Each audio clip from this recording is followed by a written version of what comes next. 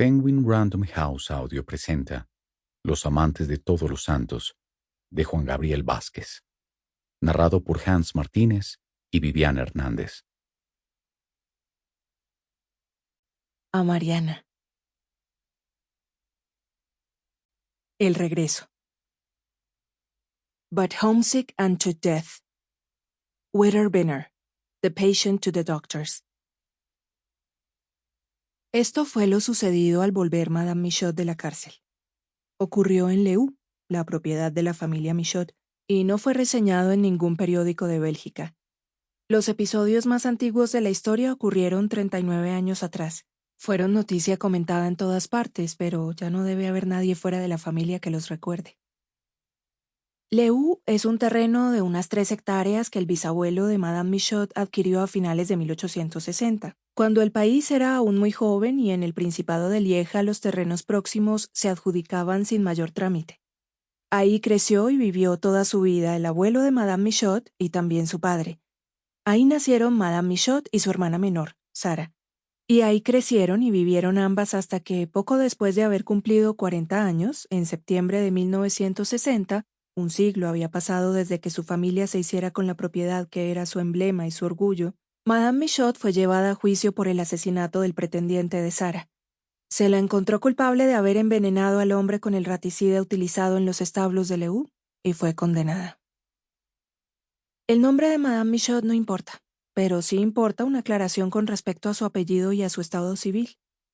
Michaud era su nombre de familia y el que figuraba a la entrada de la propiedad, así. Leu, propriété privée, famille Michaud, 1860. Hasta aquel septiembre, Madame Michaud era todavía Mademoiselle Michaud. Nunca se le había conocido un novio, y muy pocos hombres la visitaron más de una vez, pero nadie descartaba la posibilidad de que, incluso a los 40, contrajera matrimonio, pues el terreno de Leu valía por la mejor de las dotes y volvía a cualquiera de las 2 hijas un buen partido. Pero cuando se supo que Mademoiselle Michaud era condenada a 45 años de prisión, en las bocas de la gente se fue instalando el Madame. Había en ello una mezcla de respeto y de lástima hacia una persona que ya no podría casarse y a la que iba a ser imposible seguir llamando señorita mientras envejecía en la cárcel.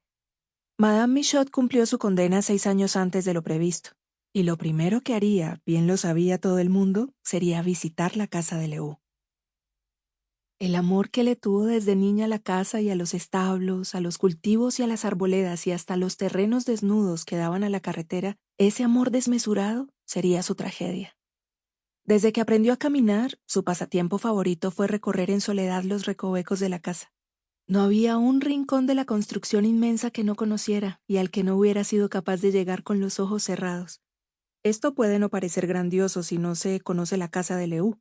Por eso debo decir que tenía 3 pisos, 2 escaleras que accedían al segundo, una de la cocina y una del zaguán, y otra más que subía directamente al zarzo. Su perímetro era regular, un rectángulo cerrado y perfecto como una caja fuerte, pero por dentro era de diseño impar, llena de nichos y de esquinas impredecibles. Había un cuarto sin puerta al que se entraba corriendo el falso fondo de un armario. Ahí, el abuelo había escondido papas y repollos de su cosecha para provocar la subida del precio durante el cambio de siglo, y el padre había escondido a una pareja judía durante la Segunda Guerra. Entre los 2 eventos, el cuarto había pertenecido a la niña. Ella era por naturaleza solitaria, y ni siquiera su hermana sabía dónde buscarla a la hora de sentarse a la mesa o cuando alguien la necesitaba para algo.